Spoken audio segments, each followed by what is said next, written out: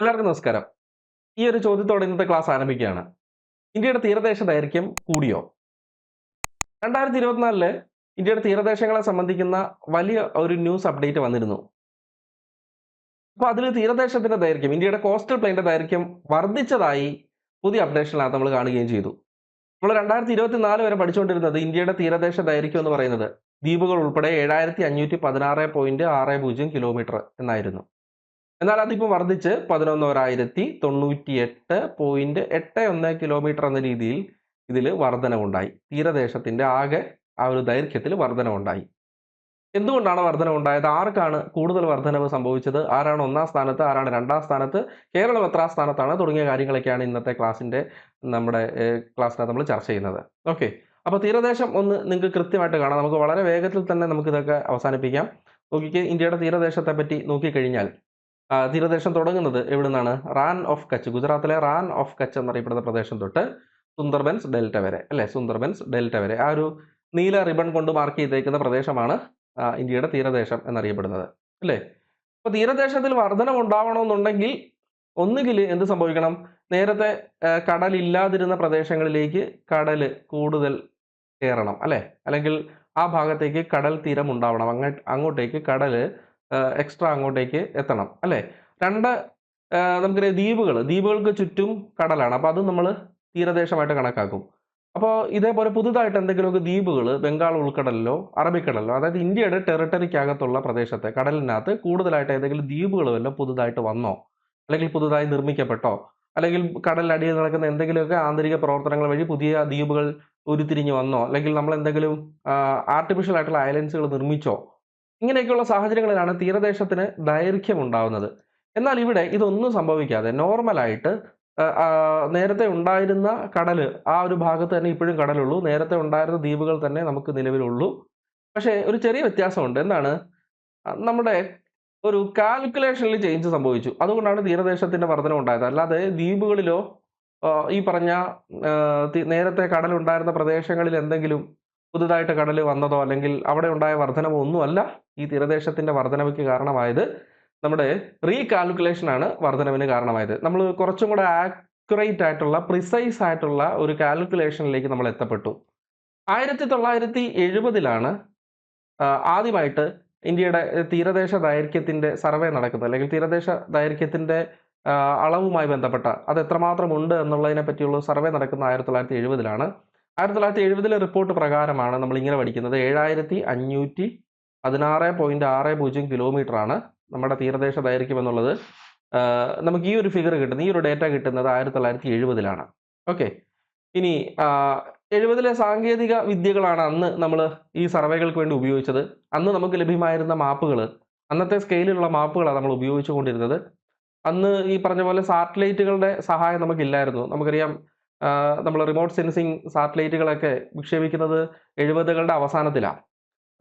ഇന്ത്യയിൽ ആദ്യമായിട്ട് ഒരു സ്വതന്ത്രമായി നമ്മളൊരു സാറ്റലൈറ്റ് വിക്ഷേപിക്കുന്നത് പോലും 1975 ആര്യഭട്ട, അല്ലേ? അപ്പം ഈ പറഞ്ഞതുപോലെ ജോഗ്രഫിക്കൽ ഇൻഫർമേഷൻ സിസ്റ്റം എന്ന പേരിൽ ഭൂവിവര വ്യവസ്ഥ, അല്ലെ, ആ ഒരു സാങ്കേതിക വിദ്യ ഒന്നും നമുക്കന്ന് ഉപയോഗിക്കാനുള്ള ശേഷി നമുക്കന്നില്ല. അപ്പോൾ അതുകൊണ്ട് തന്നെ അന്നത്തെ കാൽക്കുലേഷൻസിനകത്ത് നമുക്ക് പരിമിതികൾ ഉണ്ടായിരുന്നു. നമ്മുടെ രാജ്യത്തിന്, അല്ലെങ്കിൽ അതുമായി ബന്ധപ്പെട്ട സർവേ ഏജൻസികൾക്ക് പരിമിതികൾ ഉണ്ടായിരുന്നു. എന്നാൽ 2024 ഈ പറഞ്ഞ പരിമിതികളെല്ലാം തന്നെ നമുക്ക് മറികടക്കാൻ സാധിച്ചു.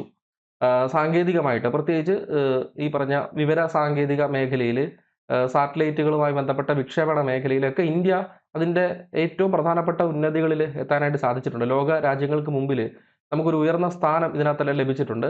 സോ നമ്മുടെ ആ ഒരു സാങ്കേതിക പരിമിതികളൊക്കെ തന്നെ മറികടക്കാനായിട്ട് നമുക്ക് ഇപ്പോൾ സാഹചര്യമുണ്ട്. അപ്പം അതുകൊണ്ട് പുതിയ കാൽക്കുലേഷൻ, റീകമ്പ്യൂട്ടേഷൻ അല്ലെങ്കിൽ റീകാൽക്കുലേഷൻ നമ്മൾ നടത്തി. 2023-24 കാലഘട്ടത്തിൽ നമ്മൾ റീകാൽക്കുലേഷൻ സർവേകൾ നടത്തി. അപ്പോൾ നമ്മൾ ഉപയോഗിച്ച സ്കെയിൽസ്, മാപ്പുകളുടെ സ്കെയിലുകൾ മാറി. നമുക്കിവിടെ സാറ്റലൈറ്റുകളുടെ സഹായം ലഭിച്ചു. ജോഗ്രഫിക്കൽ ഇൻഫർമേഷൻ സിസ്റ്റം, ഭൂവിവര വ്യവസ്ഥ എന്ന സാങ്കേതിക വിദ്യ നമ്മൾ ഉപയോഗിച്ചു. അങ്ങനെ പുതിയ എല്ലാ തരത്തിലുള്ള ടെക്നിക്കൽ, നേരത്തെ ഉണ്ടായിരുന്ന ടെക്നിക്കൽ ഗ്ലിച്ചുകളെല്ലാം മാറ്റി ടെക്നിക്കലി നമ്മൾ കുറച്ചും കൂടെ സാങ്കേതികപരമായിട്ട് നമ്മൾ കുറച്ചും കൂടെ ഉയർന്ന, അല്ലെങ്കിൽ മുൻപുള്ള ഒരു അവസ്ഥയിലേക്ക് നമ്മൾ എത്തപ്പെട്ടു. അത് പ്രകാരം സർവേ നടത്തി, അത് പ്രകാരം കാൽക്കുലേഷൻ നടത്തിയപ്പോൾ 11,098.81 കിലോമീറ്റർ ആണ് ശരിക്കും നമ്മുടെ തീരദേശത്തിന്റെ ദൈർഘ്യമെന്ന് നമുക്ക് കണ്ടെത്താനായിട്ട് സാധിച്ചു. അപ്പോൾ നേരത്തെ ഉണ്ടായിരുന്ന 7516 എന്നുള്ളത് ശരിക്കും പറഞ്ഞാൽ എത്രയുണ്ട്? ഈ 11,098 തന്നെ ഉണ്ടായിരുന്നു. പക്ഷേ നമുക്ക് അന്നത്തെ കാലത്ത് 1970കളിലെ സാങ്കേതിക സംവിധാനം ഉപയോഗിച്ചപ്പോൾ നമുക്ക് ലഭിച്ചത് 7516 എന്നായിരുന്നു. അപ്പോൾ ആ ഒരു ഒരു പ്രിസിഷൻ ഇല്ലായ്മ അല്ലെങ്കിൽ ആക്യുറസി ഇല്ലായ്മ നമ്മൾ മറികടന്നു അല്ലേ? കൃത്യത നമുക്ക് കിട്ടി. റീകാൽക്കുലേറ്റ് ചെയ്തപ്പോൾ നമുക്ക് വളരെ കൃത്യമായ ആ ഒരു ദൈർഘ്യം, കൃത്യമായ ഡേറ്റ നമുക്ക് ലഭിക്കുകയാണ് ഉണ്ടായത്. ഓക്കെ. 1970ൽ ഓൾഡ് ഡേറ്റ, നമ്മുടെ ഓൾഡ് ഡേറ്റ വെച്ചിട്ടുള്ള കാര്യങ്ങൾ ആദ്യം നമുക്കൊന്ന് പറയാം. 1970ൽ 7516.60 കിലോമീറ്റർ എന്നുള്ളതായിരുന്നു ടോട്ടൽ തീരദേശത്തിന്റെ ദൈർഘ്യം എന്ന് പറയുന്നത് അല്ലേ? എല്ലാവർക്കും അറിയാവുന്ന കാര്യമാണ് ഞാൻ ഈ പറയുന്നത്. ഇവിടെ മറ്റൊരു കാര്യം കൂടെ ഓർക്കണം. നമ്മുടെ SCERT ടെക്സ്റ്റിനകത്ത് ദ്വീപുകൾ പരിഗണിക്കാതെ ഇന്ത്യയുടെ തീരദേശ ദൈർഘ്യം 6100 കിലോമീറ്റർ എന്ന് അവർ കൊടുത്തിട്ടുണ്ട്. ദ്വീപുകൾ പരിഗണിക്കാതെ. എന്നാൽ ഇവിടെ ദ്വീപുകൾ കൂടി പരിഗണിച്ച് 7516.6 എന്നുള്ള കാര്യം ഓർക്കുക. ഓക്കെ. ഒന്നാം സ്ഥാനത്ത് ആരായിരുന്നു? ഓൾഡ് ഡേറ്റ വെച്ചിട്ട് 1970ലെ ഡേറ്റ വെച്ച് നമുക്ക് നോക്കാം. ഒന്നാം സ്ഥാനത്ത് ഗുജറാത്ത് ആയിരുന്നു അല്ലേ? 1214.70 കിലോമീറ്റർ ആയിരുന്നു ഗുജറാത്തിന്റെ തീരദേശ ദൈർഘ്യം. രണ്ടാം സ്ഥാനത്ത് ആന്ധ്രാപ്രദേശ് ആയിരുന്നു, 973. മൂന്നാം സ്ഥാനത്ത് തമിഴ്നാടായിരുന്നു, 906. നാലാം സ്ഥാനത്ത് മഹാരാഷ്ട്രയായിരുന്നു, 652. അഞ്ചാം സ്ഥാനത്ത് നമ്മുടെ സംസ്ഥാനം കേരളമായിരുന്നു, 569. ആറാം സ്ഥാനത്ത് ഒഡീഷ ആയിരുന്നു, 476. ഏഴാം സ്ഥാനത്ത് കർണാടകയായിരുന്നു, 280. എട്ടാം സ്ഥാനത്ത് വെസ്റ്റ് ബംഗാൾ ആയിരുന്നു, 157. ഒമ്പതാം സ്ഥാനത്ത് ഉള്ള സ്റ്റേറ്റ് ഗോവയായിരുന്നു, 101. ഇതുവരെ ഞാൻ സ്റ്റേറ്റുകളുമായി ബന്ധപ്പെട്ട 1 മുതൽ 9 വരെയുള്ള ലിസ്റ്റാണ് തന്നത്. ഇതിൽ നിന്ന് എന്താ വ്യക്തമായത്? ടോട്ടൽ 9 സ്റ്റേറ്റുകൾക്കാണ് ഇന്ത്യയിൽ തീരദേശം ഉള്ളത്. അതിൽ ഏറ്റവും കൂടുതൽ തീരദേശമുള്ള സ്റ്റേറ്റ് ഗുജറാത്തും ഏറ്റവും കുറവ് തീരദേശം ഉണ്ടായിരുന്ന സ്റ്റേറ്റ് ഗോവയും. ഒന്നാം സ്ഥാനത്ത് ഗുജറാത്തും 9ാം സ്ഥാനത്ത് ഗോവയുമായിരുന്നു. കേരളം വരുന്നത് 5ാം സ്ഥാനത്തും. അതും കൃത്യമായിട്ട് ഓർത്തു വെക്കണം. ഇതാണ് ഓൾഡ് ഡേറ്റ പ്രകാരം 1970ലെ ഡേറ്റ. ഓക്കെ. ഇവിടെ തന്നെ കേന്ദ്രഭരണ പ്രദേശങ്ങളെ പറ്റി കൂടി പരാമർശിക്കുന്നുണ്ട്. ആൻഡമാൻ നിക്കോബാർ ആയിരുന്നു കേന്ദ്രഭരണ പ്രദേശങ്ങളിൽ ഒന്നാമത്, 1962 കിലോമീറ്റർ. ഇത് ശരിക്കും ഗുജറാത്തിനേക്കാൾ കൂടുതലുണ്ട് അല്ലേ? ഗുജറാത്ത് എന്ന സ്റ്റേറ്റിന്റെ തീരദേശ ദൈർഘ്യത്തെ കൂടുതൽ ആൻഡമാൻ നിക്കോബാർ ഐലൻഡ്സിന്റെ തീരദേശ ദൈർഘ്യമുണ്ട്.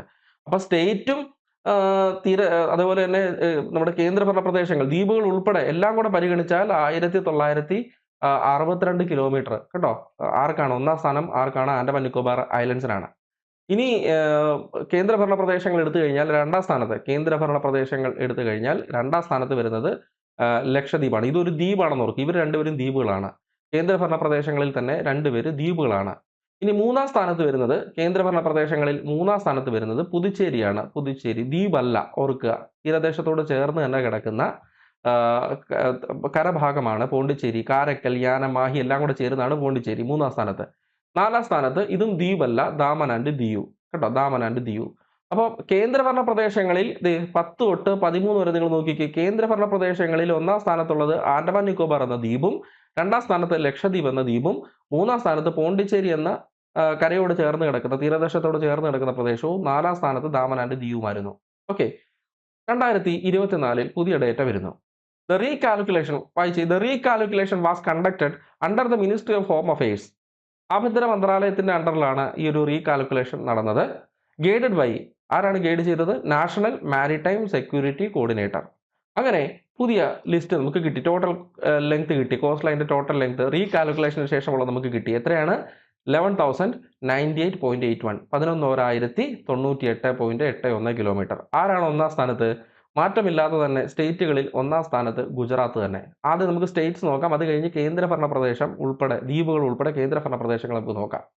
ഓക്കെ. ഗുജറാത്താണ് ഒന്നാം സ്ഥാനത്ത്, 2340 സ്റ്റേറ്റുകളിൽ ഒന്നാം സ്ഥാനത്ത്, 2340 കിലോമീറ്ററുമായി ഗുജറാത്ത് തന്നെ, മാറ്റമില്ല ആ ഒരു ഫിഗറിൽ. രണ്ടാം സ്ഥാനം മാറി. ആന്ധ്രയിൽ നിന്ന് രണ്ടാം സ്ഥാനം ആര് തട്ടിയെടുത്തു? തമിഴ്നാട് എടുത്തു. അപ്പോൾ ഈ നിലവിൽ രണ്ടാം സ്ഥാനത്ത്, ഏറ്റവും പുതിയ പ്രധാനപ്പെട്ട അപ്ഡേറ്റ് ആണിത്. രണ്ടാം സ്ഥാനത്ത് നിലവിൽ ആരാണ്? 2024 പുതിയ റിവൈസ്ഡ് ഡേറ്റ വന്നപ്പോൾ റീകമ്പ്യൂട്ടേഷന് ശേഷം, റീകാൽക്കുലേഷന് ശേഷം രണ്ടാം സ്ഥാനത്ത് തമിഴ്നാടാണ്, 1068 കിലോമീറ്റർ. നേരത്തെ രണ്ടാം സ്ഥാനത്തുണ്ടായിരുന്ന ആന്ധ്ര എത്രാം സ്ഥാനത്തേക്ക് പോയി? മൂന്നാം സ്ഥാനത്തേക്ക് പോയി. നാലാം സ്ഥാനത്ത് അന്നും ഇന്നും കഴിഞ്ഞ 2 ഡേറ്റയിലും മാറ്റമില്ലാതെ നാലാം സ്ഥാനത്തുള്ളത് മഹാരാഷ്ട്രയാണ്. നാലാം സ്ഥാനത്ത് 2 ഡേറ്റയിലും മാറ്റമില്ലാതെ ഉണ്ടായിരുന്നത് ആരാണ്? മഹാരാഷ്ട്രയാണ്. മാറ്റമില്ല. ഓക്കെ, 5ാം സ്ഥാനത്ത് കേരളമായിരുന്നു നേരത്തെ, അത് മാറി വെസ്റ്റ് ബംഗാളായി മാറി. വെസ്റ്റ് ബംഗാൾ 5ാം സ്ഥാനത്ത്, വെസ്റ്റ് ബംഗാൾ കേട്ടോ. 5ാം സ്ഥാനത്ത് ആരായി? വെസ്റ്റ് ബംഗാൾ കേട്ടോ. നേരത്തെ കേരളമായിരുന്നു, ഇപ്പോൾ വെസ്റ്റ് ബംഗാളായി. കേരളത്തിന്റെ സ്ഥാനം അപ്പോൾ എത്രാമതിലേക്ക് മാറി? 5ൽ നിന്ന് 6ലേക്ക് മാറി. 5ൽ നിന്ന് 6. നിലവിൽ കേരളത്തിന്റെ തീരപ്രദേശ ദൈർഘ്യം എത്രയാണ്? 600 കിലോമീറ്റർ ആണ്. തീരപ്രദേശ ദൈർഘ്യത്തിന്റെ അടിസ്ഥാനത്തിൽ കേരളത്തിന്റെ സ്ഥാനം എത്രയാണ്? 6ആണ് സ്റ്റേറ്റുകളിൽ കേട്ടോ. 7ാം സ്ഥാനത്ത് ആര് വരും? 7ാം സ്ഥാനത്ത് ആര് വരും? ഒഡീഷ വരും. 7ാം സ്ഥാനത്ത് ആര് വരും? ഒഡീഷ വരും 7ാം സ്ഥാനത്ത്. 8ാം സ്ഥാനത്ത് ആര് വരും? 8ാം സ്ഥാനത്ത് പറ. 8ാം സ്ഥാനത്ത് ആര് വരും? കർണാടക വരും. കർണാടക. 9ാം സ്ഥാനത്ത് അന്നും ഇന്നും മാറ്റമില്ലാതെ ആര് തന്നെയാണ്? 9ാം സ്ഥാനത്ത് ആര് തന്നെയാണ്? ഗോവ തന്നെയാണ്. ഗോവ തന്നെ കേട്ടോ. ഗോവ തന്നെയാണ്. കേന്ദ്രഭരണ പ്രദേശങ്ങൾ എടുക്കാവേ. കേന്ദ്രഭരണ പ്രദേശങ്ങൾ 10 തൊട്ട് 13 വരെയുള്ളതാണ് കേന്ദ്രഭരണ പ്രദേശങ്ങളും. അതിനകത്ത് 2 ദ്വീപുകളാണ്. നോക്കുക, 1ാം സ്ഥാനത്ത് ആൻഡമാൻ നിക്കോബാർ തന്നെയാണ്. 3083. ഗുജറാത്തിനേക്കാൾ കൂടുതലല്ലേ നോക്കിക്കേ. ഗുജറാത്തിന്റെ തീരദേശ ദൈർഘ്യം 2340 കിലോമീറ്ററാണ്.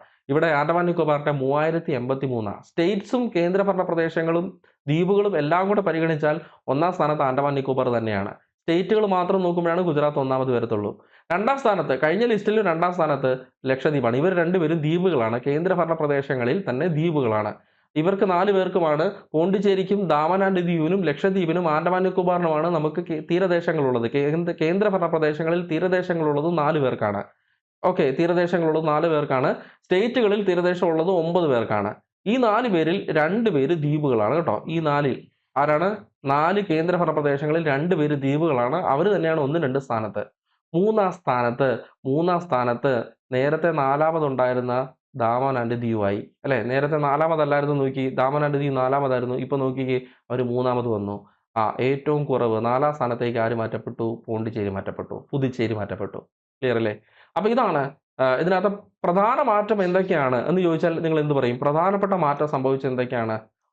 പ്രധാനപ്പെട്ട മാറ്റം പ്രധാനമായിട്ടും സംഭവിച്ചത് തമിഴ്നാട് 2ാമതേക്ക് വന്നു എന്നുള്ളതാണ് പ്രധാന മാറ്റം. കേരളം 6ാം സ്ഥാനത്തേക്ക് തള്ളപ്പെട്ടു എന്നുള്ളതാണ് അടുത്ത മാറ്റം. നേരത്തെ 5 ഉണ്ടായിരുന്ന കേരളം നിലവിൽ എത്രാം സ്ഥാനത്തേക്ക് മാറ്റപ്പെട്ടു? 6ാമതായിട്ട് മാറ്റപ്പെട്ടു. ഓക്കെ, ആകെ ദൈർഘ്യത്തിലുണ്ടായ വ്യത്യാസമാണ് അടുത്ത മാറ്റം അല്ലെ. 7516ൽ നിന്ന് 11,098.81 കിലോമീറ്ററായി മാറി എന്നുള്ളതാണ് അടുത്ത പ്രധാനപ്പെട്ട ചേഞ്ച് എന്ന് പറയുന്നത്. അടുത്ത മാറ്റം എന്ന് പറയുന്നത് കേന്ദ്രഭരണ പ്രദേശങ്ങളിൽ നേരത്തെ 4ാമതുണ്ടായിരുന്ന ദാമൻ ആൻഡ് ദിയു ഇപ്പൊ എത്രാമത് വന്നു? 3ാമത് വന്നു. 4 പേർക്കാണ് കേന്ദ്രഭരണ പ്രദേശങ്ങളിൽ തീരദേശമുള്ളത്. 4 പേർക്ക് അല്ലേ. അതിൽ 2 പേര് ദ്വീപുകളാണെന്നുള്ള കാര്യം ഓർത്തോണം. അപ്പോൾ ദ്വീപുകൾ കൂടി പരിഗണിച്ചിട്ടാണ് നമുക്ക് ഈ ഒരു ലെങ്ത് പബ്ലിഷ് ചെയ്തിട്ടുള്ളത്. ഓക്കെ, സോ പ്രധാന ചേഞ്ച് സംഭവിച്ചത് എവിടെയൊക്കെയാണ് നമ്മൾ കണ്ടു. പ്രധാനമായിട്ട് വ്യത്യാസം ഉണ്ടായത് എവിടേക്കാണെന്ന് കണ്ടു. ഇനി ആർക്കാണ് വർധനവ്, ആർക്കാണ് കൂടുതൽ വർധനവ് ഉണ്ടായത്, ആർക്കാണ് കുറവുണ്ടായത് നമുക്ക് നോക്കാം. ഓക്കെ, ഗുജറാത്ത് 1214ൽ നിന്ന് എത്രയിലേക്ക് വർദ്ധിച്ചു? 2340ലേക്ക് വർദ്ധിച്ചു. അപ്പോൾ ഗുജറാത്തിന് വർധനവാണ്. 2, മഹാരാഷ്ട്ര 652 എന്ന നമ്പറിൽ നിന്ന് എത്രയായിട്ട് മാറി? 877ലേക്ക് മാറി. ഓക്കെ, വർധനവാണ്. ഗോവ 101 എന്ന ഫിഗറിൽ നിന്ന്, ഡേറ്റയിൽ നിന്ന്, നമ്പറിൽ നിന്ന് 193 എന്ന നമ്പറിലേക്ക് മാറി. അവിടെയും വർധനവ്. കർണാടക 280ൽ നിന്ന്, വളരെ വേഗത്തിൽ പറയാം, കർണാടക 280ൽ നിന്ന് 343ലേക്ക് മാറി. കേരള 569ൽ നിന്ന്, ആകെ തീരദേശ ദൈർഘ്യം 569 ആയിരുന്നു. അതിൽ നിന്ന് ഇപ്പോൾ എത്രയിലേക്ക് മാറി? 600ലേക്ക് മാറി. 30 കിലോമീറ്ററിന്റെ വർധനവ് കേരളത്തിന്റെ കാൽക്കുലേഷനകത്ത് സംഭവിച്ചിട്ടുണ്ട്. 30 കിലോമീറ്റർ വർധനവ് സംഭവിച്ചു. തമിഴ്നാട് 906ൽ നിന്ന് 1068ലേക്ക് മാറി. 1068. അടുത്തത് ആന്ധ്രാപ്രദേശ് 973ൽ നിന്ന് 1053ലേക്ക് മാറി. ശരിക്കും തമിഴ്നാടും ആന്ധ്രയും തമ്മിൽ ചെറിയ വ്യത്യാസമേ ഉള്ളൂ അല്ലേ. ഇനി ഒഡീഷ 476ൽ നിന്ന് ഒഡീഷ എത്രയിലേക്ക് വന്നു? 574ലേക്ക് വന്നു. അവിടെയും വർധനവാണ്. വെസ്റ്റ് ബംഗാൾ ശ്രദ്ധിച്ചോണം, ഇതൊന്ന് 157ൽ നിന്ന് 721ലേക്ക് വന്നു. ഏകദേശം 357% വർധനവ്. 357% വർധനമാണ് വെസ്റ്റ് ബംഗാളിലെ കാൽക്കുലേഷനിനകത്ത് സംഭവിച്ചത്, അല്ലെങ്കിൽ വർധനമാണ് ഉണ്ടായത്. ഓക്കെ, ഇനി കേന്ദ്രഭരണ പ്രദേശങ്ങൾ എടുക്കാം. ദാമൻ ആൻഡ് ദിയു 42ൽ നിന്ന് ദാമൻ ആൻഡ് ദിയു 54ലേക്ക് വന്നു, വർധനവുണ്ടായി. അടുത്ത് ശ്രദ്ധിച്ചോണം, വളരെ ഇമ്പോർട്ടൻ്റ്. പോണ്ടിച്ചേരി അല്ലെങ്കിൽ പുതുച്ചേരി 47 നിന്ന് 42 കുറഞ്ഞു. ആകെ കുറഞ്ഞത് അല്ലേ? ഇത്രയും നമ്മൾ പറഞ്ഞതിനകത്ത് കേന്ദ്രഭരണ പ്രദേശങ്ങളും സ്റ്റേറ്റ്സുകളും പറഞ്ഞതിനകത്ത് ആകെ കുറവ് സംഭവിച്ചത് ആർക്ക് മാത്രമാണ്? ദാമൻ ആൻഡ് ദിയുവിന് മാത്രമാണ്. ഓക്കെ. ലക്ഷദ്വീപ് 132 നിന്ന് ലക്ഷദ്വീപിന്റെ കാൽക്കുലേഷൻ 132 നിന്ന് 144 എന്നതിലേക്ക് വർദ്ധിച്ചു. അവിടെയും വർധനമാണ് ഉണ്ടായത്. ആൻഡമാൻ നിക്കോബാർ 1962 നിന്ന് 3000 അത്യാവശ്യം വലിയൊരു വർധനമാണ് 3083. ഓക്കെ. ടോട്ടൽ 7516 നിന്ന് 11,098. ഓക്കെ. ആകെ കുറവ് സംഭവിച്ച ആർക്ക് മാത്രമാണ്? ദാമൻ ആൻഡ് ദിയു മാത്രമാണ്. ഇനി എന്തുകൊണ്ടാണ് ഇവിടെ ഈ വർധനം ഉണ്ടായത് എന്ന് അവർ കൃത്യമായിട്ട് എടുത്ത് പറയുന്നുണ്ട്. ഈ മിനിസ്ട്രി ഓഫ് ഹോം അഫയേഴ്സിന്റെ വെബ്സൈറ്റ് അത് നമുക്ക് വായിക്കാവേ. The main reason for the deviation, ഈ ചേഞ്ച് വർധനവ് എന്ന് പറയുമ്പോൾ ഡീവിയേഷൻ ആണ്, ഒരു ചേഞ്ച് ആണ് ഉണ്ടായത് അല്ലേ? ഈ കാൽക്കുലേഷനകത്ത് ഒരു ചേഞ്ച് ആണ് ഉണ്ടായത്. അത് വർദ്ധിച്ചത് കൊണ്ട് നമ്മൾ വർധനവ് എന്ന് പറയുന്നേ ഉള്ളൂ അല്ലേ? 7516 നിന്ന് റീവെരിഫൈഡ് കോസ്റ്റ് ലൈൻ ലെങ്ത് ആയ 11,098.81 അത് ചേഞ്ച് ആവാനുള്ള പ്രധാന റീസൺ എന്ന് പറഞ്ഞാൽ സ്കെയിലിലും കാൽക്കുലേഷൻ മെത്തേഡിലും ഉണ്ടായ ചേഞ്ച് ആണ്. നമ്മൾ നേരത്തെ ഉപയോഗിച്ചുകൊണ്ടിരുന്ന റെക്കോർഡ്സ്, മാപ്സ് അതിൻ്റെയൊക്കെ സ്കെയിലും നമ്മൾ നേരത്തെ ചെയ്ത കാൽക്കുലേഷൻ മെത്തേഡും നമ്മൾ മാറ്റി. ഓക്കെ. ഇപ്പോൾ നമുക്ക് ആക്യുറേറ്റ് ആയിട്ടുള്ള പ്രിസൈസ് ആയിട്ടുള്ള ലെങ്ത് അല്ലെങ്കിൽ ആ ഒരു ഡേറ്റ നമുക്ക് ലഭിച്ചു. 1970 നമ്മൾ ഉപയോഗിച്ചുകൊണ്ടിരുന്ന സ്കെയിൽ എന്ന് പറയുന്നത് 1:45 ലക്ഷം എന്ന സ്കെയിലായിരുന്നു. മാപ്പുകളുടെ സ്കെയിൽ എന്ന് പറയുന്നത് 1:45 ലക്ഷമായിരുന്നു. 1:45 lakh. ഓക്കെ. എന്ന് പറഞ്ഞാൽ എന്താ അർത്ഥമാക്കുന്നത്? അതായത് മാപ്പിലെ 1 സെന്റിമീറ്റർ എന്ന് പറയുന്നത് ശരിക്കും 45 ലക്ഷം സെന്റിമീറ്റർ ആണ്. യഥാർത്ഥ ഭൂമിയിലെ 45 ലക്ഷം സെന്റിമീറ്റർ ആണ്. 45 ലക്ഷം സെന്റിമീറ്ററിനെ കിലോമീറ്ററിലേക്ക് നമുക്കൊന്ന് മാറ്റാം. അങ്ങനെയെങ്കിൽ 1 സെന്റിമീറ്റർ, മാപ്പിൽ 1 സെന്റിമീറ്റർ എന്ന് പറയുന്നത് ശരിക്കും 45 കിലോമീറ്റർ ആണ്. കാരണം 1 ലക്ഷം സെന്റിമീറ്റർ എന്ന് പറഞ്ഞാൽ 1 കിലോമീറ്ററാണ്. അപ്പം 45 ലക്ഷം സെന്റിമീറ്റർ എന്ന് പറഞ്ഞാലോ 45 കിലോമീറ്റർ. അതായത് യഥാർത്ഥ ഭൂമിയിലെ 45 കിലോമീറ്റർ ആണ് നമ്മൾ 1 സെന്റിമീറ്ററിനകത്ത് വരച്ച് വെച്ചിരുന്നത്. ആ മാപ്പാണ് നമ്മൾ ഉപയോഗിച്ചുകൊണ്ടിരുന്നത്. എന്നാൽ പുതിയ മാപ്പ് 2024 കമ്പ്യൂട്ടേഷനിലേക്ക് വന്നപ്പോൾ നമ്മൾ ഏത് മാപ്പ് ഉപയോഗിച്ച് നമുക്ക് നോക്കാം. 2024 നമ്മൾ റീകാൽക്കുലേഷൻ നടത്തിയപ്പോൾ, പുതിയ കമ്പ്യൂട്ടിംഗ് നടത്തിയപ്പോൾ ഈ റീവെരിഫിക്കേഷനകത്ത് നമ്മൾ ഉപയോഗിച്ചത് 1:2.5 ലക്ഷം എന്ന മാപ്പാണ്. 1:2.5 ലക്ഷത്തെ നമുക്കൊന്ന് ഡീകോഡ് ചെയ്യാം. 1:2.5 lakh. അതായത് മാപ്പിലെ 1 സെന്റിമീറ്റർ എന്ന് പറയുന്നത് യഥാർത്ഥ ഭൂമിയിലെ 2.5 lakh സെന്റിമീറ്റർ ആണ്. 1 ലക്ഷം സെന്റിമീറ്റർ എന്ന് പറഞ്ഞാൽ 1 കിലോമീറ്റർ ആണ്. അപ്പോൾ നമുക്ക് ഇതിന് കിലോമീറ്ററിലേക്ക് മാറ്റുമ്പോൾ 1 സെന്റിമീറ്റർ ഈസ് ഈക്വൽ ടു എത്രയാണ്? 2.5 കിലോമീറ്റർ ആണ്. 2.5 കിലോമീറ്റർ ആണ്. 1 ലക്ഷം സെന്റിമീറ്റർ ആണ് 1 കിലോമീറ്റർ. അപ്പോൾ 2.5 2.5 ലക്ഷം സെന്റിമീറ്റർ എന്ന് പറഞ്ഞാൽ 2.5 കിലോമീറ്റർ. ദാറ്റ് മീൻസ് നേരത്തെ 45 കിലോമീറ്റർ 1 സെന്റിമീറ്ററിനകത്ത് ആക്കി നമ്മൾ വരച്ച സ്ഥാനത്ത് 2.5 കിലോമീറ്റർ, 45 കിലോമീറ്റർ 1 സെന്റിമീറ്ററിനകത്ത് വരച്ച അവസ്ഥയിൽ 2.5 കിലോമീറ്ററിനെ നമ്മൾ 1 സെന്റിമീറ്ററിനകത്ത് വരച്ച മാപ്പുകൾ ഉപയോഗിച്ചു. വ്യത്യാസം കണ്ടോ? നേരത്തെ 45 കിലോമീറ്റർ ആയിരുന്നു 1 സെന്റിമീറ്ററിനകത്ത് നമ്മൾ ഒതുക്കി വരച്ചത്. ഇപ്പോൾ 2.5 കിലോമീറ്റർ നമ്മൾ 1 സെന്റിമീറ്ററിനകത്ത് വരച്ചു. അപ്പോൾ കുറച്ചും കൂടെ ആക്യുറസി കിട്ടി. ആ ഒരു മാപ്പിന്റെ ആക്യുറസി വർദ്ധിച്ചു അല്ലേ? അതിന്റെ പ്രിസിഷൻ വർദ്ധിച്ചു. That is A reason. ഒന്നാമത്തെ റീസൺ. രണ്ടാമത്തെ റീസൺ എന്ന് പറഞ്ഞു കഴിഞ്ഞാൽ മോഡേൺ GIS സോഫ്റ്റ്വെയറുകൾ നമ്മൾ ഉപയോഗിച്ചു. മോഡേൺ GIS സോഫ്റ്റ്വെയറുകൾ നമ്മൾ ഉപയോഗിച്ചു റീവെരിഫിക്കേഷന് വേണ്ടി. കണ്ടോ? റീവെരിഫൈഡ് ഡേറ്റയ്ക്ക് വേണ്ടി മോഡേൺ GIS സോഫ്റ്റ്വെയറുകൾ നമ്മൾ ഉപയോഗിച്ചു. എന്താണ് ഈ GIS എന്ന് വെച്ചാൽ? GIS എന്ന വാക്കിന്റെ ഫുൾ ഫോം എന്താ? Geographical information system. മലയാളത്തിലോ ഭൂവിവര വ്യവസ്ഥ. ഇതൊരു സാങ്കേതിക വിദ്യയാണ്. അതായത് സാറ്റലൈറ്റുകൾ ഭൂമിയിലേക്ക് അയക്കുന്ന ഡേറ്റ, സംഖ്യാരൂപത്തിൽ അയക്കുന്ന ഡേറ്റകൾ, ഡിജിറ്റൽ ഫോമിലേക്ക് നമുക്ക് കിട്ടുന്ന ഡേറ്റകളുണ്ടല്ലോ, ഈ ഡേറ്റകളെ നമ്മൾ ചില സോഫ്റ്റ്വെയറുകളുടെ സഹായത്തോടെ, അതാണ് GIS സോഫ്റ്റ്വെയറുകൾ. ആ GIS സോഫ്റ്റ്വെയറുടെ സഹായത്തോടെ നമുക്ക് ആവശ്യമുള്ള മാപ്പുകൾ, ഇമേജുകൾ അല്ലേ, എന്താണ് ടേബിൾസ്, കോളംസ്, അങ്ങനെ നമുക്ക് ആവശ്യമുള്ള നമ്മുടെ ആവശ്യം എന്താണോ ആ രീതിയിൽ നമുക്ക് ഔട്ടാക്കി മാറ്റുന്നു ഈ ഡേറ്റനെ. അപ്പോൾ ഇത് വളരെ പ്രിസൈസ് ആയിട്ടുള്ള സാറ്റലൈറ്റ് തരുന്നതാണ്. നമുക്ക് ആവശ്യമുള്ള ഒരു സ്കെയിലിൽ നമുക്ക് ആവശ്യമുള്ള ഒരു എന്താണ് നമുക്ക് വേണ്ടത്, നമ്മുടെ ഡിമാൻഡ് എന്താണ്, ആ ഡിമാൻഡിനനുസരിച്ചുള്ള ഡേറ്റ നമുക്ക് ലഭിക്കുന്നത്. സോ വളരെ ആക്യുറേറ്റ് ആയിട്ടുള്ള ഡേറ്റ ആയിരിക്കും ഇത്. ഇതിനെയാണ് നമ്മൾ GIS സാങ്കേതിക വിദ്യ എന്ന് വിളിക്കുന്നത്, ജോഗ്രഫിക്കൽ ഇൻഫർമേഷൻ സിസ്റ്റം എന്ന് വിളിക്കുന്നത്. അപ്പോൾ ഇതൊക്കെ ഉപയോഗിച്ചത് കൊണ്ടാണ് ഇവിടെ ചേഞ്ച് സംഭവിച്ചത് എന്ന് കൃത്യമായിട്ട് എടുത്തു പറയുന്നു. ഇനി ഇവിടെ മറ്റൊരു കാര്യം കൂടെ നടന്നു. ഈ ഒരു റീകാൽക്കുലേഷൻ നടന്നതുകൊണ്ട് ഒരു ഉപകാരം കൂടെ ഉണ്ടായി. ടോട്ടൽ ഐലൻഡുകളുടെ എണ്ണം നമുക്ക് കിട്ടി. ഇന്ത്യയിലെ ടോട്ടൽ ഐലൻഡുകളുടെ എണ്ണം 1298 ആണ്. അതിനകത്ത് 1059 ഐലൻഡും 239 ഐലറ്റുകളുമാണ്. എന്താണ് ഇവർ തമ്മിലുള്ള വ്യത്യാസം?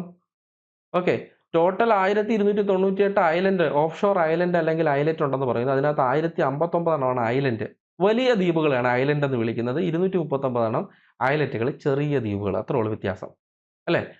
അപ്പോൾ ഇങ്ങനെയൊക്കെ നമ്മൾ ചെയ്തതിൻ്റെ ഫലമായിട്ട് ഈ പറഞ്ഞ കാര്യങ്ങളൊക്കെ, ഈ പുതിയ സ്കെയിലും പുതിയ കാൽക്കുലേഷൻ മെത്തേഡും ഒക്കെ ഉപയോഗിച്ചതിൻ്റെ ഫലമായിട്ട് 1970 നമുക്ക് സംഭവിച്ച ആ ഒരു മിസ്റ്റേക്ക് അവിടെ നമ്മളത് റീകറക്റ്റ് ചെയ്തു, നമ്മളത് കറക്ഷൻ നടത്തി, അല്ലേ? 2024 വന്നപ്പോൾ നമ്മൾ അതിനകത്ത് കൃത്യമായിട്ടുള്ള കറക്ഷൻ നടത്തി. നമുക്ക് വളരെ പ്രിസൈസ് ആയിട്ടുള്ള, ആക്യുറേറ്റ് ആയിട്ടുള്ള പുതിയ ഡേറ്റ അല്ലെങ്കിൽ പുതിയ ലെങ്ത്, തീരദേശത്തിൻ്റെ ലെങ്ത് നമുക്ക് ലഭിക്കുകയുണ്ടായി, അല്ലേ? 7516.60 നിന്ന് ഇതിൽ നിന്ന് 11,098.81 കിലോമീറ്റർ എന്ന പുതിയ ചേഞ്ച്ഡ് ആയിട്ടുള്ള അല്ലെങ്കിൽ ഡീവിയേഷൻ സംഭവിച്ച അല്ലെങ്കിൽ വർധനവുണ്ടായ ആ ഒരു ലെങ്ത്തിലേക്ക് നമുക്ക് എത്താനായിട്ട് സാധിച്ചു. അപ്പം ഇതാണ് നമുക്ക് ഇന്നത്തെ ക്ലാസ്സിൽ പറയാനായിട്ടുണ്ടായിരുന്നത്. ഇവിടുത്തെ പ്രധാന ചേഞ്ച് എന്താണെന്ന് ഞാനിവിടെ കൊടുത്തിട്ടുണ്ട്. ഒരു 5 സെൻറ്റൻസിലായിട്ട് 7516 നിന്ന് 11,098 കിലോമീറ്ററിലേക്ക് വർധനവുണ്ടായി. ദാറ്റ് മീൻസ് 47.6% വർദ്ധിച്ചു. ടോട്ടൽ ലെങ്തിൽ എത്ര വർധന ഉണ്ടായതെന്ന് ചോദിച്ചാൽ 47.6 പഠിച്ചോണം. ടോട്ടൽ ലെങ്ത് കൃത്യം ഡേറ്റ വെച്ച് പറഞ്ഞു കഴിഞ്ഞാൽ ഇതിൽ നിന്ന് ഇതിലേക്ക്, അല്ലേ? ഇനി പെർസെൻറ്റേജ് ചോദിച്ചു കഴിഞ്ഞാൽ 47%. ആരാണ് ഒന്നാം സ്ഥാനത്ത്? ഗുജറാത്ത് തന്നെയാണ്. 1214 എന്ന 1970 ഡേറ്റയിൽ നിന്ന് 2340 എന്ന 2024 ഡേറ്റയിലേക്ക് നമ്മൾ വന്നു, അല്ലേ? ഇത് തന്നെയാണ് ഒന്നാം സ്ഥാനത്ത്, സ്റ്റേറ്റുകളിൽ ഒന്നാം സ്ഥാനത്ത്. എന്നാൽ കേന്ദ്രഭരണ പ്രദേശങ്ങളിൽ ഒന്നാം സ്ഥാനത്ത് ആരാണ്? ആൻഡമാൻ നിക്കോബാർ ആണ്, കേട്ടോ. കേന്ദ്രഭരണ പ്രദേശങ്ങളിൽ ഒന്നാം സ്ഥാനത്ത് ആൻഡമാൻ നിക്കോബാർ ആണ്. രണ്ടാം സ്ഥാനത്ത് നമ്മുടെ കേരളത്തോടടുത്തുള്ള ലക്ഷദ്വീപാണ്, കേട്ടോ, രണ്ടാം സ്ഥാനത്ത്. ഇനി വെസ്റ്റ് ബംഗാളിലാണ് ഏറ്റവും പ്രധാന വർധന ഉണ്ടായത്. 357% വർധന ഉണ്ടായത്. പഴയ ലിസ്റ്റിൽ നിന്ന്, അല്ലെങ്കിൽ 1970 ഡേറ്റയിൽ നിന്ന് 157 ആയിരുന്നു, അതിൽ നിന്ന് 721 വർധന ഉണ്ടായി. ഇനി പ്രധാനപ്പെട്ട നോട്ടബിൾ ആയിട്ടുള്ള ഒരു ചേഞ്ച് തമിഴ്നാടിനാണ്. നേരത്തെ 3-ാം സ്ഥാനത്തുണ്ടായിരുന്ന തമിഴ്നാട്, അല്ലേ, ഓവർടേക്ക് ചെയ്ത് ആരെ?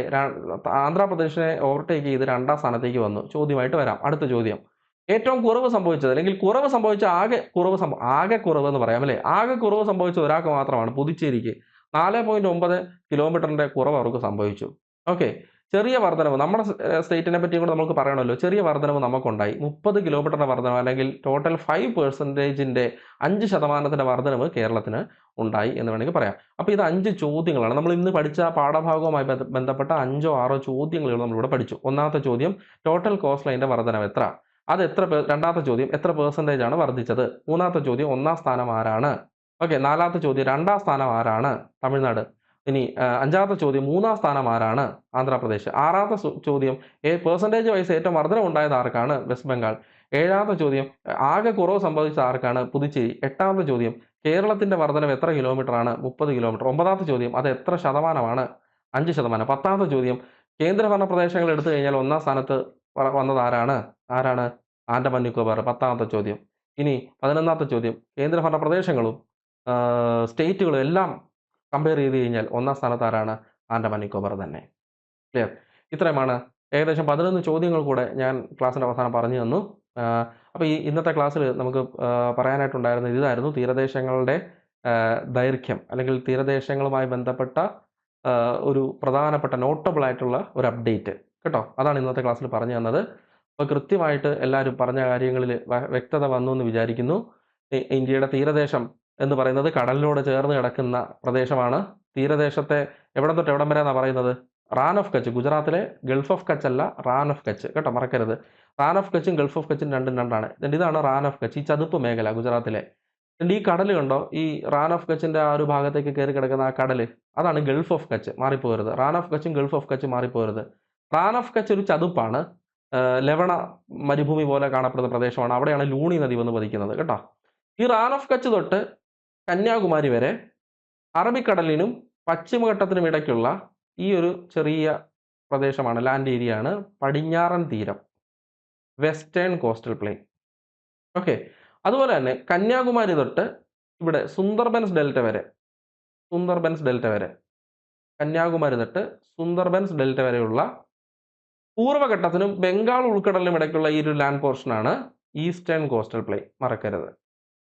ഓക്കെ, അപ്പോൾ കോസ്റ്റൽ പ്ലെയിൻ എവിടെ തൊട്ട് എവിടെ നിന്ന് എങ്ങനെ പറയാം? ദി റാൻ ഓഫ് കച്ച് തൊട്ട് സുന്ദർബൻസ് ഡെൽറ്റ വരെയാണ് തീരദേശം ഉള്ളത്, മറക്കരുത്. പടിഞ്ഞാറൻ തീരവും കിഴക്കൻ തീരവും ചോദിച്ചു കഴിഞ്ഞാൽ കന്യാകുമാരി വെച്ചിട്ട് ഇതിനെ മുറിക്കണം. റാൻ ഓഫ് കച്ച് തൊട്ട് കന്യാകുമാരി വരെ വെസ്റ്റേൺ കോസ്റ്റൽ പ്ലെയിൻ, അറബിക്കടലിനും പശ്ചിമഘട്ടത്തിനും ഇടയിൽ. ഇനി കന്യാകുമാരി തൊട്ട് സുന്ദർബൻസ് ഡെൽറ്റ വരെ ഈസ്റ്റേൺ കോസ്റ്റൽ പ്ലെയിൻ, ബംഗാൾ ഉൾക്കടലിനും ഈസ്റ്റേൺ ഘട്ടിനും പൂർവ്വഘട്ടത്തിനും ഇടയ്ക്ക് കേട്ടോ. ഈസ്റ്റേൺ ഘട്ട്, പൂർവ്വഘട്ടം. ഈസ്റ്റേൺ ഘട്ടിന്റെ പ്രത്യേകത അറിയാമല്ലോ, ഇതിങ്ങനെ മുറിഞ്ഞാണ് കാണപ്പെടുന്നത്, കണ്ടിന്യൂസ് അല്ല, ഡിസ്കണ്ടിന്യൂസ് ആണ് ഈസ്റ്റേൺ ഘട്ട്, മറക്കരുത് കേട്ടോ. എന്നാൽ വെസ്റ്റേൺ ഘട്ട് കണ്ടിന്യൂസ് ആണ്. ആകെ ഒരു ഗ്യാപ്പ് വരുന്നത്, പ്രധാനപ്പെട്ട ഒരു ഗ്യാപ്പ് എന്ന് പറയുന്നത്, ഒരു വിടവ് എന്ന് പറയുന്നത് പാലക്കാടൻ ചുരമാണ് കേട്ടോ. ഇനി പടിഞ്ഞാറൻ തീരത്തെ ഏതൊക്കെ പേരിലാണ് വിളിക്കുന്നത്? ഗുജറാത്തിന്റെ തീരത്തെ ഗുജറാത്ത് തീരം എന്ന് വിളിക്കും അല്ലേ. മഹാരാഷ്ട്രയുടെയും ഗോവയുടെയും നോർത്ത് കർണാടകയുടെയും തീരത്തെ കൊങ്കൺ തീരം എന്ന് വിളിക്കും. ഇനി കർണാടകയുടെ തെക്കും കേരളവും ചേർത്തിട്ട് നമ്മൾ എന്ത് വിളിക്കും? മലബാർ തീരം എന്ന് വിളിക്കും, മലബാർ തീരം. അതുപോലെ ഈസ്റ്റേൺ കോസ്റ്റൽ പ്ലെയിനെയോ തമിഴ്നാടും ആന്ധ്രയുടെ തെക്കും കൂടെ ചേർന്ന് കോറമണ്ടൽ തീരം എന്ന് പറയും. വടക്ക് കിഴക്കൻ മൺസൂൺ ഏറ്റവും കൂടുതൽ ലഭിക്കുന്നത് ഈ കോറമണ്ടൽ തീരത്താണ്, പ്രത്യേകിച്ച് തമിഴ്നാട്ടിലാണ് വടക്ക് കിഴക്കൻ മൺസൂൺ. തെക്ക് പടിഞ്ഞാറൻ മൺസൂൺ ലഭിക്കുന്നത് ഏതിനാണ്? പടിഞ്ഞാറൻ തീരത്ത് അല്ലേ. മലബാർ തൊട്ട് ഗുജറാത്ത് വരെയുള്ള പടിഞ്ഞാറൻ തീരത്താണ് തെക്ക് പടിഞ്ഞാറൻ മൺസൂൺ ലഭിക്കുന്നത്. എന്നാൽ വടക്ക് കിഴക്കൻ മൺസൂൺ പ്രധാനമായിട്ടും ലഭിക്കുന്നത് കിഴക്കൻ തീരത്ത് ലഭിക്കും. അതിൽ തന്നെ കോറമണ്ടൽ തീരത്താണ് കൂടുതലായിട്ട് ലഭിക്കുന്നത്. അതിൽ തന്നെ തമിഴ്നാട്ടിലാണ് കൂടുതൽ ലഭിക്കുന്നത്. ഈ ബാക്കി മുകളിലോട്ടുള്ള തീരത്തെ എന്താ വിളിക്കുന്നത്? കോറമണ്ടൽ തീരത്തിന് മുകളിലോട്ടുള്ള തീരത്തെ എന്താ വിളിക്കുന്നത്? നോർത്തേൺ സിർക്കാർസ് അല്ലെങ്കിൽ വടക്കൻ സിർക്കാർസ് എന്ന് വിളിക്കുന്നു. നോർത്തേൺ സിർക്കാർസ് അല്ലെങ്കിൽ വടക്കൻ സിർക്കാർസ് എന്ന് വിളിക്കുന്നു. അതിൽ തന്നെ ഒഡീഷയുടെ തീരത്തിന് ലോക്കലി ഉള്ള പേര് അറിയാമല്ലോ, ഉത്കൽ തീരം എന്നാണ്. ഒഡീഷയുടെ തീരത്തിന് ലോക്കലി അല്ലേ ഉള്ള പേരാണ് ഉത്കൽ തീരം. തീരപ്രദേശം ഇല്ലാത്ത ഏക ഈ പറഞ്ഞ സൗത്ത് ഇന്ത്യൻ സ്റ്റേറ്റുകളിൽ ഒന്നാണ്. വേണമെങ്കിൽ ഇതൊരു ഓപ്ഷന് തരാം. താഴെ തന്നിരിക്കുന്നത് തീരദേശം ഇല്ലാത്തത് ഏത്? ആന്ധ്ര, ഒഡീഷ, തമിഴ്നാട്, തെലങ്കാന, അങ്ങനെ വേണമെങ്കിൽ തരാം. ആർക്കാണ് വരുന്നത്? തെലങ്കാനയ്ക്കാണ് തീരദേശം ഇല്ലാതെ വരുന്നത് കേട്ടോ, ഓർത്തോണം. അപ്പോൾ ഇത്രയൊക്കെയാണ് തീരദേശം എന്ന ടോപ്പിക്കുമായി ബന്ധപ്പെട്ട് പറയാനുള്ളത്. ഇവിടെ ഒരു 11 ചോദ്യങ്ങൾ ഞാൻ നിങ്ങൾക്ക് പറഞ്ഞു തന്നിട്ടുണ്ട്. കൂടുതൽ സംഭവിച്ചത് പെർസെൻറ്റേജ് വൈസ് കൂടുതൽ ആർക്കാണ് വന്നത്, പിന്നെ കേരളത്തിൻ്റെ വർധനവ് എത്രയാണ്, അങ്ങനെ കുറേ കാര്യങ്ങൾ ഈ 2 ടേബിളിൽ നിന്ന് നിങ്ങൾക്ക് കുറേ ചോദ്യങ്ങൾ എടുക്കാൻ പറ്റും അല്ലേ, കുറേ ചോദ്യങ്ങൾ ഉണ്ടാക്കാൻ പറ്റും. അതൊക്കെ നിങ്ങൾ തന്നെ കുറേയൊക്കെ നിർമ്മിക്കുക. ഞാൻ കുറേയൊക്കെ പറഞ്ഞു തന്നു. പിന്നെ എന്തുകൊണ്ടാണ് ഈ റീകാൽക്കുലേഷൻ നടത്തിയപ്പോൾ ചേഞ്ച് അല്ലെങ്കിൽ ഈ പറഞ്ഞ 2024 വന്നപ്പോൾ തീരദേശത്തിൻ്റെ ദൈർഘ്യത്തിൽ ഇത്രയും ഒരു ഡീവിയേഷൻ ഉണ്ടായത് എന്തുകൊണ്ടാണെന്ന് ഇവിടെ പറയുന്നുണ്ട് അല്ലേ. ദ്വീപുകൾ ഉണ്ടായതോ കടലേറിയതോ ഒന്നും അല്ല, സ്കെയിലിലും കാൽക്കുലേഷനിലും മാറ്റങ്ങൾ സംഭവിച്ചുകൊണ്ടാണ് ഈ പറഞ്ഞ വ്യത്യാസം ഉണ്ടായത് എന്ന് പറയുന്നു. മിനിസ്ട്രി ഓഫ് ഹോം അഫയേഴ്സിൻ്റെ അണ്ടറിലാണ് ഈ ഒരു സർവേ നടന്നത്. ആരാണ് അവരെ ഗൈഡ് ചെയ്തത്? നാഷണൽ മാരിടൈം സെക്യൂരിറ്റി കോർഡിനേറ്ററാണ് ഗൈഡ് ചെയ്തത് കേട്ടോ. അത്രേ ഉള്ളൂ. അപ്പോൾ പരീക്ഷകളിൽ നന്നായിട്ട് പ്രിപ്പയർ ചെയ്യുക. എക്സാംസ് ഒക്കെ വരുന്നുണ്ട്. ഇങ്ങനെയുള്ള അപ്ഡേഷൻസ് ഞാനിപ്പം കഴിഞ്ഞ ദിവസം ഒരു റീസെൻ്റ് അപ്ഡേറ്റ് എന്ന് പറഞ്ഞൊരു ക്ലാസ് തന്നിരുന്നു അല്ലേ. മിനറൽസ്, അതുപോലെ തന്നെ നമ്മുടെ ദേശീയപാതകൾ, പിന്നെ കാർഷിക മേഖലയിലുണ്ടായ അപ്ഡേറ്റുകൾ, അതൊരു 4 ദിവസം മുമ്പ് യൂട്യൂബിൽ തന്നെ ക്ലാസ് അപ്ഡേറ്റ് ചെയ്തിട്ടുണ്ട്. റീസെൻ്റ് അപ്ഡേറ്റ്സ് എന്ന് പറഞ്ഞൊരു ക്ലാസ് വന്നിട്ടുണ്ടായിരുന്നു. അപ്പോൾ അതും കാണുക. ഇത് കൃത്യമായിട്ട് നിങ്ങൾ നോക്കുക. ഇപ്പോൾ നിങ്ങൾ ഏതെങ്കിലും തരത്തിലുള്ള പഠനം ഏതെങ്കിലും തരത്തിൽ പിന്നോട്ട് പോയിട്ടുണ്ടെങ്കിൽ, അത് പുറകോട്ട് പോയിട്ടുണ്ടെങ്കിൽ, മടുപ്പ് തോന്നിയിട്ടുണ്ടെങ്കിൽ വീണ്ടും അതിനെ ഒന്ന് ഉഷാറാക്കി എടുക്കുക. കാരണം പല പ്രതിസന്ധികൾ, പല പ്രശ്നങ്ങളൊക്കെ കടന്നാണ് എല്ലാവരും സർവീസിലെത്തിയിട്ടുള്ളത്. നിങ്ങൾ ഇപ്പോൾ അനുഭവിക്കുന്ന എല്ലാ വിഷമങ്ങളും ജോലി ചെയ്യുന്ന പലരും അന്നത്തെ കാലത്ത് അവരുടേതായ രീതിയിൽ അവർ അനുഭവിച്ചിട്ടുണ്ട്. നമുക്ക് കുറച്ച് പ്രതിസന്ധികൾ കൂടിയ കാലഘട്ടത്തിലൂടെ നമ്മൾ കടന്നു പോയിക്കൊണ്ടിരിക്കുന്നത് എന്നും കൂടി ഓർക്കുക അല്ലേ. എല്ലാ അർത്ഥത്തിലും പ്രതിസന്ധികളുടെ ഒരു കാലഘട്ടമാണ്. നിങ്ങളുടെ പഠനം മാത്രമല്ല, നമുക്ക് ജോലിയുടെ അവൈലബിലിറ്റി, വേക്കൻസികളില്ലായ്മ, ഇനി ഇതിനകത്ത് തന്നെ നടക്കുന്ന മറ്റ് പല പ്രശ്നങ്ങൾ അല്ലേ, PSCയിൽ തന്നെയുള്ള പലതരത്തിലുള്ള പ്രോബ്ലംസ് അല്ലേ, ഇതെല്ലാം അനുഭവിച്ചാണ് നമ്മൾ മുമ്പോട്ട് പോകുന്നത്. അപ്പോൾ അവിടെ ഒരു മികച്ച റാങ്ക് വാങ്ങി എത്രയും പെട്ടെന്ന് രക്ഷപ്പെടുക എന്നേ ഉള്ളൂ. അല്ലാതെ ഇവിടെ കൂടുതൽ കറങ്ങിത്തിരിഞ്ഞ് നിന്ന് കഴിഞ്ഞാൽ കൂടുതൽ വഷളാവും കാര്യങ്ങൾ. അപ്പോൾ അതുകൊണ്ട് എത്രയും പെട്ടെന്ന് ഒരു നല്ല റാങ്ക് വാങ്ങി, നോട്ടബിൾ ആയിട്ടുള്ള ഒരു റാങ്ക് വാങ്ങി അല്ലേ, ആ ലിസ്റ്റിലെ ആദ്യത്തെ പ്രധാനപ്പെട്ട ഒരു റാങ്കിലേക്ക് നമ്മൾ എത്തപ്പെട്ട് വളരെ വേഗം ഇവിടുന്ന് എസ്കേപ്പ് ചെയ്ത് ഇവിടുന്ന് രക്ഷപ്പെട്ടു പോവുക, അതേ ചെയ്യാനുള്ളൂ. അപ്പോൾ അത് ചെയ്യുമെന്ന് പ്രതീക്ഷിക്കുന്നു. ഒട്ടും മടുപ്പില്ലാതെ, ഒട്ടും അലംഭാവമില്ലാതെ പഠനം മുമ്പോട്ട് പോവുക കേട്ടോ. Thank you.